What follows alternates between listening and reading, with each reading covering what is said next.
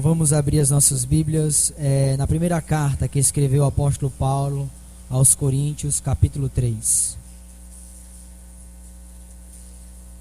1 aos Coríntios, capítulo de número 3, versículo de número 1.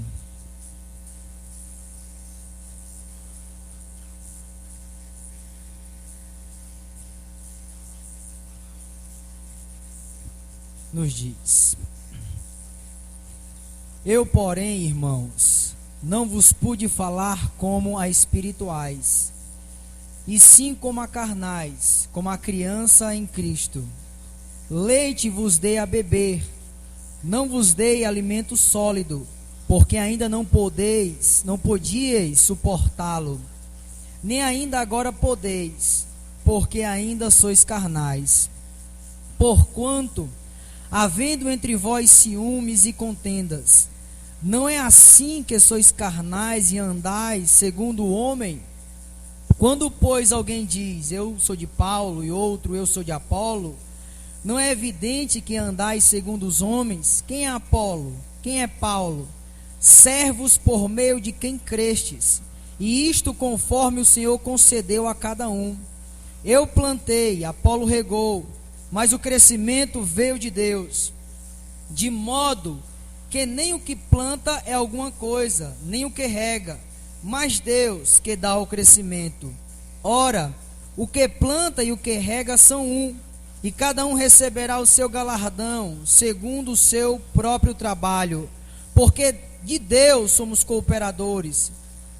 Lavoura de Deus, edifício de Deus sois vós. Amém, irmão. Podeis sentar. Meus irmãos, hoje em dia nós vivemos aquilo que às vezes eu chamo de síndrome do bezerro de ouro. Vivemos numa época em que podemos dizer que muitos estão afetados com a síndrome do bezerro de ouro.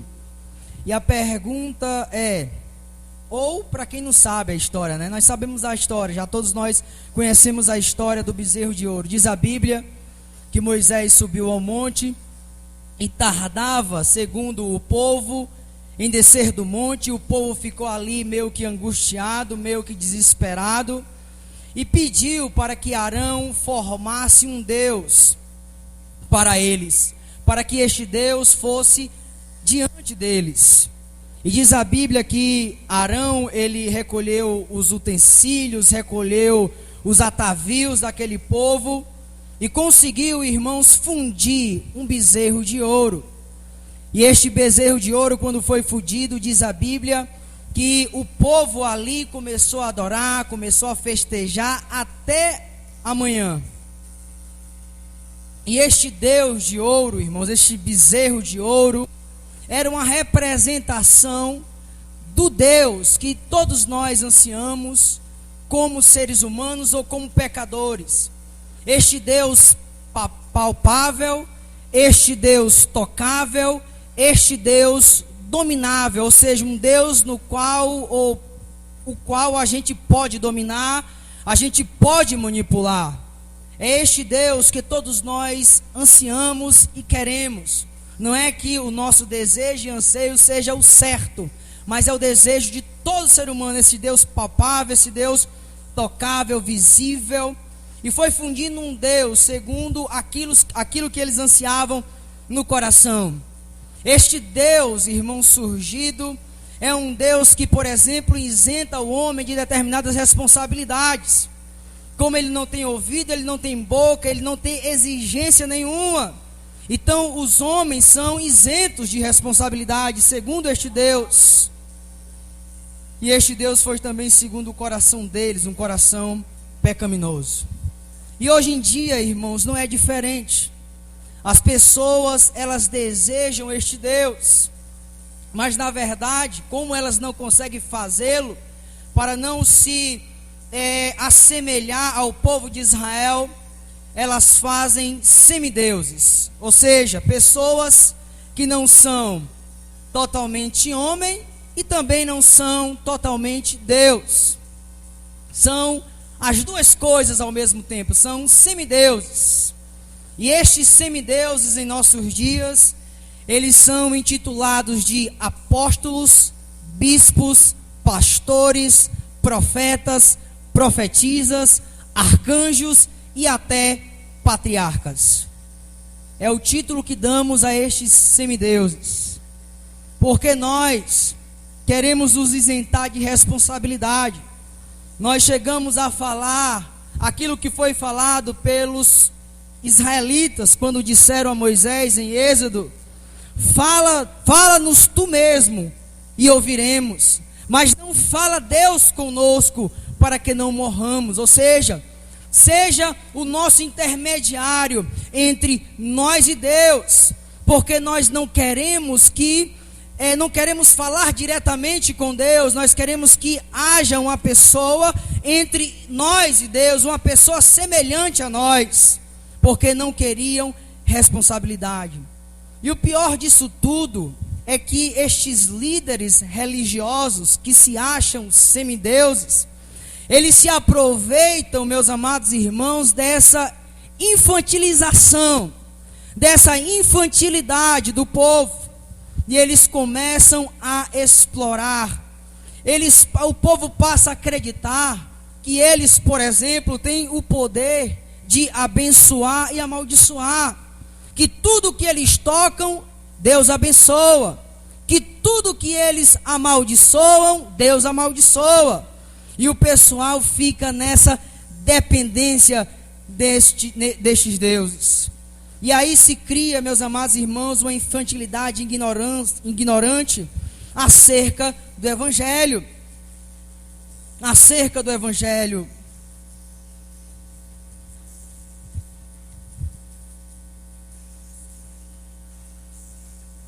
Paulo, escrevendo aqui, ele diz: eu gostaria de ter falado a vocês como se falasse com adultos, mas eu não tenho possibilidade, porque vocês ainda são crianças.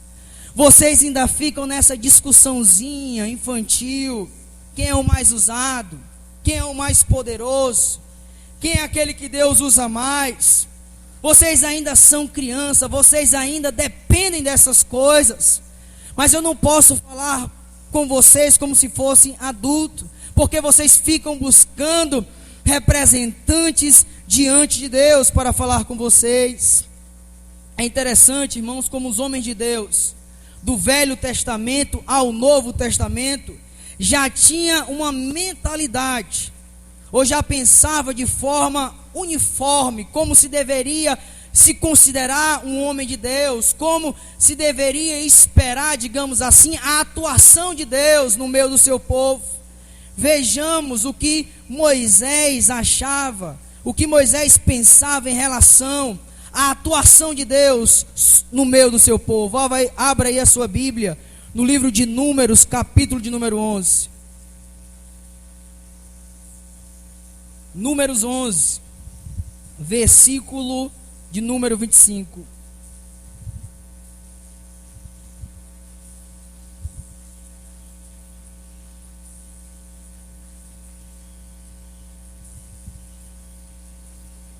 Que diz: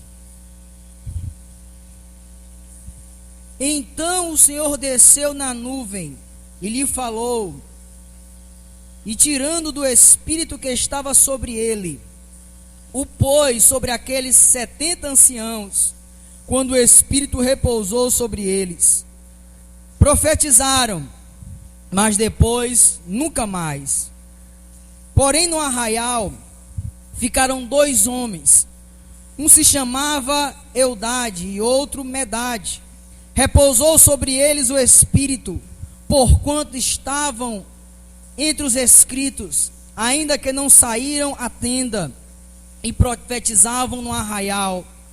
Então correu o moço e anunciou a Moisés e disse: Eudade e Medade profetizam no arraial. Josué, filho de Num, servidor de Moisés, um dos seus escolhidos, respondeu e disse: Moisés, meu senhor, proibi-lhe. Porém Moisés lhe disse: tens tu ciúmes por mim?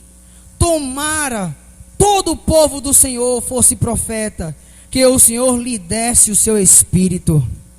Veja, meus amados irmãos, as pessoas começaram a profetizar, começaram a falar de Deus, e depois pararam e nunca mais. Simplesmente 2 pessoas começaram a profetizar sob a influência do Espírito, e muitos começaram a ficar temerosos e correram até Moisés e disseram: Moisés, eles estão lá profetizando, isso é um sacrilégio, isso não pode, porque o profeta aqui no meio de Israel és tu, e eles estão profetizando. Veja a mentalidade de Moisés. Moisés disse: quem me dera se todo Israel profetizasse, quem me dera se todos fossem usados por Deus, quem me dera se não somente eu fosse usado por Deus, mas todos falassem em nome do Senhor. Veja, irmãos, que essa mentalidade de Moisés é uma mentalidade neotestamentária. No Velho Testamento não havia isso, esse pensamento de todos serem usados por Deus, somente alguns. Mas no Novo Testamento não. No Novo Testamento todos nós, ou cada um de nós, pode ser, meus amados irmãos, usado por Deus, segundo a sua vontade. Nós não precisamos de representantes para nos levar até o Senhor. Nós podemos, irmãos, por meio daquilo que nós cremos, através do sangue de Jesus, acessar a presença de Deus. E não somente isso, ser usado pelo próprio Deus. Ser usado pelo próprio Deus. Então, meu amado irmão, quando esses ditos ungidos de Deus, esses ditos escolhidos de Deus, que tudo determina e tudo acontece, quando chegar para você e disser: eu te amaldiçoo, porque eles acham que tem o direito de amaldiçoar, você chega para ele e diz: eu te abençoo. Você me amaldiçoa, mas eu te abençoo. Às vezes, irmãos, a vontade que dá quando eles vêm com esta conversa, quando nós pregamos contra as suas heresias, quando ele vem dizer: eu te amaldiçoo, a vontade que dá também: eu te amaldiçoo também. Você pensa que eu tenho medo de você? Você pensa que eu tenho medo das suas maldições? Eu te amaldiçoo também. Mas a palavra de Deus nos ensina, irmãos, que nós não podemos amaldiçoar. Nós temos que abençoar aqueles que nos amaldiçoam. Aqueles que nos amaldiçoam. É isso que a palavra de Deus nos ensina. A obra de Deus, irmãos, o reino do Senhor, para ser expandido, ele não necessita essencialmente de pastores.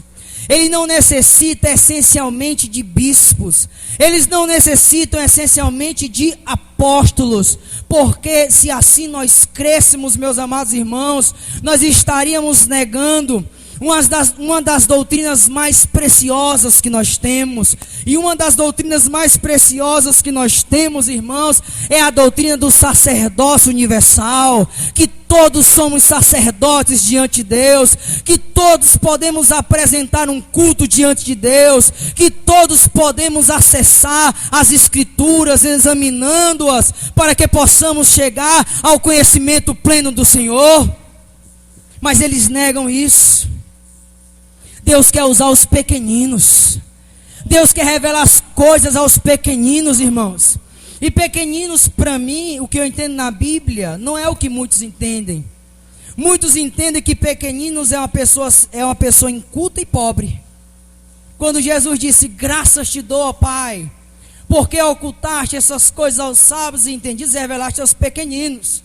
Tem pessoas que pensam que os pequeninos ali é só os pobres e os incultos. E não é. Porque se fosse só os pobres e os incultos, nós teríamos que acreditar que os cultos e os ricos não teriam condições de receber a revelação de Deus. E nós sabemos que pessoas cultas e inteligentes e ricos também recebem a revelação do Senhor. Então, quando Jesus disse: graças te dou, porque revelaste aos pequeninos, Jesus está querendo chamar-lhe de pequeninos, irmãos, é todo aquele que se reconhece pequeno, independentemente da formação. Porque tem pessoas, por exemplo, irmãos, que ela tem a formação do mais alto nível possível, tem um pós-doutorado em Harvard, mas ela se sente pequenina, sabe por quê? Porque ela reconhece que o conhecimento geral que ela tem das coisas não é possível, não tem a capacidade de abarcar, de abraçar toda a realidade vivenciada no mundo. Não tem a capacidade, irmãos, de discernir a realidade a qual está no mundo, a qual ele vive. Aí quando ele reconhece isso, pronto, ele é um pequenino.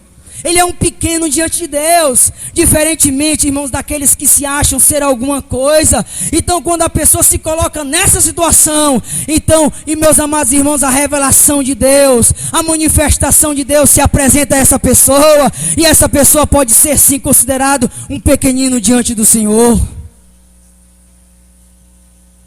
Louvado seja Deus. Deus quer nos usar, Deus quer influenciar, meus amados irmãos. No capítulo 1, versículo 26 de Gênesis, a Bíblia vai falar, meus amados irmãos, que Deus disse ao homem que o homem, ele deveria sujeitar a terra, sujeitar-a. Os protestantes acreditavam com isso, meus amados irmãos, que os cristãos, eles deveriam de certa forma dominar o mundo, de certa forma influenciar todas as áreas possíveis do mundo. E eles diziam, quando Deus disse ao homem que o homem deveria sujeitar esta terra, que ele deveria dominar esta terra, ali não foi um mandamento só para Adão, mas é um mandamento geral para todos os homens. E nós podemos, meus amados irmãos, encontrar eco disso nas palavras do próprio Jesus. Quando Jesus Cristo ressuscitou dentre os mortos, chegou para os seus discípulos e disse: foi-me dado todo o poder no céu e na terra. Portanto, ide, fazei discípulos de todas as nações, batizando-os em nome do Pai, do Filho e do Espírito Santo, ensinando-os a guardar todas as coisas que eu vos tenho mandado. Alguém diz: meu irmão, mas vamos lá por meio dos nativos, dos primitivos e tal, daqueles que, entre aspas, não são civilizados. Como é que nós vamos incutir, como é que nós vamos quebrar a cultura deles? Não importa.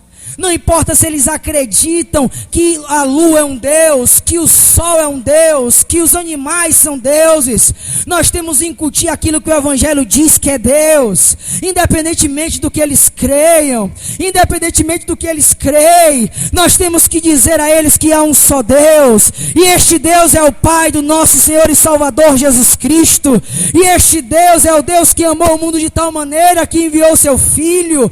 Eles têm que abandonar aqueles ritos que eles acham, meus amados irmãos, que vão alcançar algum favor divino, e começar a olhar para o sacrifício do Filho de Deus, para o sacrifício pelo qual nós podemos sim alcançar o favor do Senhor. Não importa, meus amados irmãos, qual seja a cultura, não importa o que eles acreditam, o que importa é a palavra de Deus. Não importa se eles vão abandonar culturas milenares, o que importa é saber qual é a verdade de Deus para as suas vidas.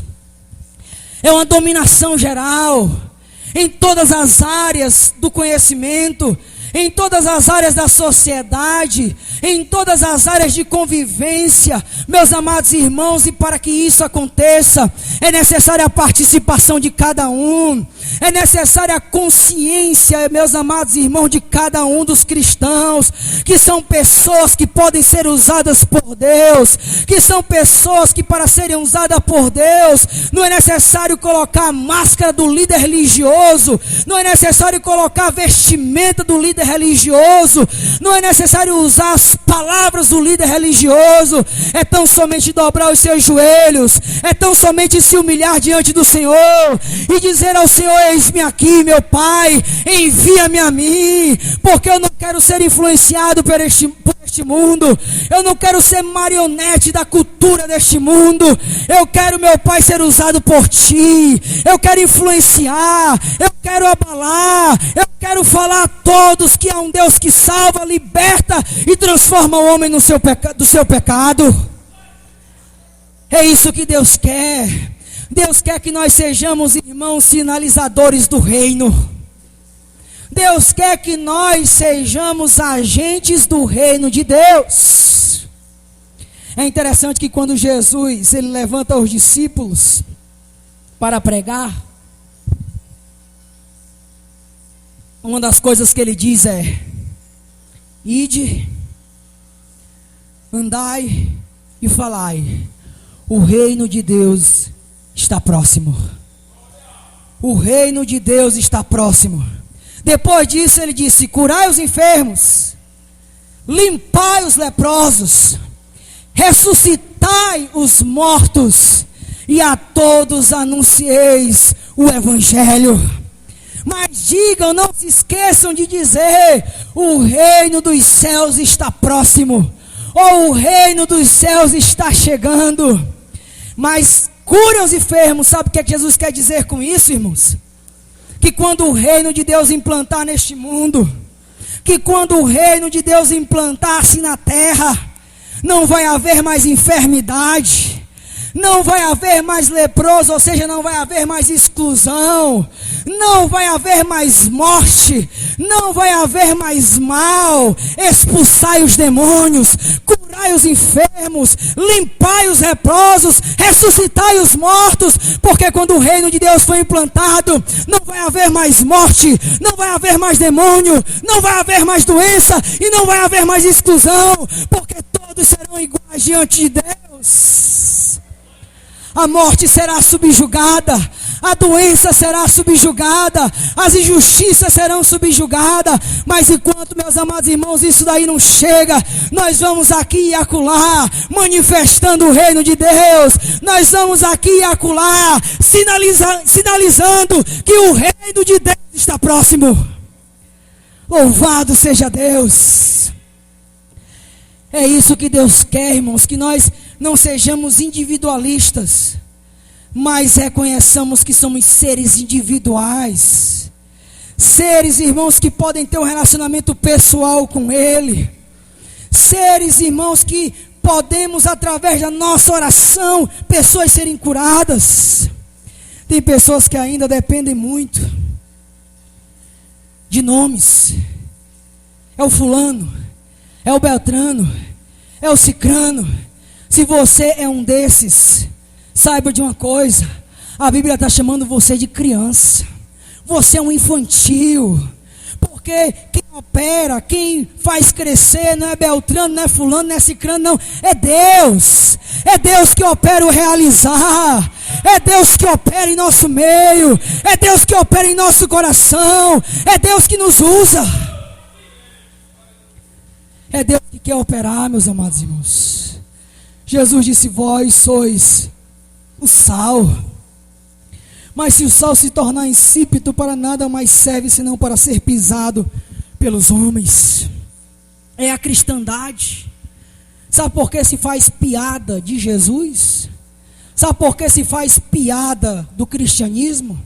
Sabe por que se faz piada dos evangélicos no Brasil? Porque o evangélico no Brasil é uma piada. O evangelho no Brasil é uma piada, irmãos. As pessoas não têm a preocupação, por exemplo, de mergulhar nas escrituras. O pessoal não tem a preocupação de ter uma vida de oração particular. Vivem, irmãos, nessa dependência infantil de beltrano para orar. Não, o fulano está enfermo. Não, vamos chamar o pastor orar. Não, vamos chamar Beltrano para Beltrano orar. Não, você mesmo pode orar. Você mesmo pode clamar. Você mesmo pode falar. Você mesmo pode ser usado por Deus. O Moisés disse: quem me dera se todos profetizassem, se todos falassem. Quem me dera se todos pudessem fazer a obra do Senhor. Se todos fossem usados, se todos tivessem dons espirituais. Aí sim, irmãos, nós teríamos uma igreja que quando chegássemos no local, quando fôssemos falar, muitos começariam a se tremer, como o Festo se tremeu quando Paulo começou a falar da temperança, da justiça e do juízo. As pessoas iam sentir peso naquilo que falamos ou falaríamos. Paulo dizia: ore por mim, para que eu possa manifestar Cristo como convém. Não é simplesmente falar de Jesus, Não é simplesmente falar, é manifestar. Ou seja, naquilo que tu está falando, Cristo se apresentar. Cristo se apresentar. É nós com Cristo, Cristo com nós, nós um sendo com Ele. É como foi já dito uma vez, em que um homem foi convidado para ouvir dois grandes pregadores de sua época. E um dos grandes pregadores era Spurgeon. E este homem foi lá ouvir estas duas mensagens. E depois de ter ouvido as duas mensagens, foi perguntado a ele o que é que ele tinha achado da primeira mensagem, que não tinha sido a de Spurgeon. E aquele homem disse: muito eloquente, o pregador fala muito bem, usa a filosofia de forma fenomenal, o conhecimento filosófico assim profundo. Depois o interlocutor perguntou: e Spurgeon? O que é que você achou da pregação de Spurgeon? Teve uma hora que eu não sabia mais quem era Spurgeon, eu não via mais Spurgeon, eu não via mais ninguém. Eu só via Jesus Cristo na mensagem dele. Jesus se manifestou na mensagem dele. A minha visão, quando ele pregava, eu só contemplava Jesus. Eu quero saber que quando tu está pregando, o que é manifesto? Se é a tua personalidade, se é a tua intelectualidade, se é a tua capacidade pessoal, ou se é a pessoa bendita de Jesus. A pessoa bendita de Jesus. Jesus, irmãos, ele anseia ter cooperadores. Deus não quer fazer nada sozinho. Que é isso, irmão? Heresia, não. Quando ele foi tirar o povo de Israel do Egito, ele levantou Moisés. Quando ele foi vencer os medianitas, ele levantou Gideão. Quando Deus foi abalar o mundo, ele levantou os apóstolos. Hoje em dia, irmãos, somos nós. É como se conta uma história em que um pastor, ele comprou um sítio. O sítio, irmãos, era muito acabado, estava todo desestruturado, mal cuidado. O pastor comprou aquele sítio, mal cuidado, desestruturado. Começou a trabalhar, o pessoal olhava de longe, sabia que ele era um pastor, um reverendo. E aquele homem trabalhando no sítio e tudo. Aí ele conseguiu reestruturar o sítio. Aí o povo foi lá, sabendo que ele era um pastor. O povo gosta de espiritualizar as coisas, as conversas. Aí, reverendo, coisa maravilhosa. Como Deus é maravilhoso. Como este sítio agora está bonito. Deus fez uma coisa bela aqui, não foi, reverendo? Aí o reverendo disse: você precisava ver quando Deus cuidava desse sítio sozinho. Você precisava ver quando Deus cuidava desse sítio sozinho. O que é que ele estava querendo dizer? Não foi só Deus que fez isso aqui, não. Não foi só Deus que reestruturou isso aqui, não. Eu também fiz. Eu também participei desta beleza aqui. Foi através das minhas mãos também. Não é, irmãos, que nós venhamos a buscar glória, mas é porque Deus quer que nossa mão também seja calejada em sua obra. Deus quer, irmãos, que nós abramos a nossa boca. Deus quer, irmãos, que usemos todas as nossas forças em virtude do seu reino, em virtude da sua glória, em direção do seu louvor. Não fique de braços cruzados, pensando que Deus vai vir lá do céu mandar um anjo. Não, é através de você, é por meio de você que Ele vai operar neste mundo, que Ele vai operar no teu trabalho, que Ele vai operar na tua escola, que Ele vai operar na tua família. Mas essa operação, irmãos, ela é tão minuciosa, ela é tão de Deus, que ela começa no lar, ela começa em casa, ela começa, meus amados irmãos, no relacionamento conjugal, e depois no relacionamento fraternal, e se expande, irmãos, para o vizinho, e por fim, sociedade, cidade, nação e mundo. Tem que começar em casa, tem que começar no lar, tem que começar na família. É o que Jesus disse: amar o teu próximo, amar o que está mais próximo de ti. E isso, irmão, se tornará uma bola de neve, e isso terá um efeito dominó, e todos serão atingidos pelos valores de Deus. pelos valores divinos. O objetivo maior é que todos se convertam.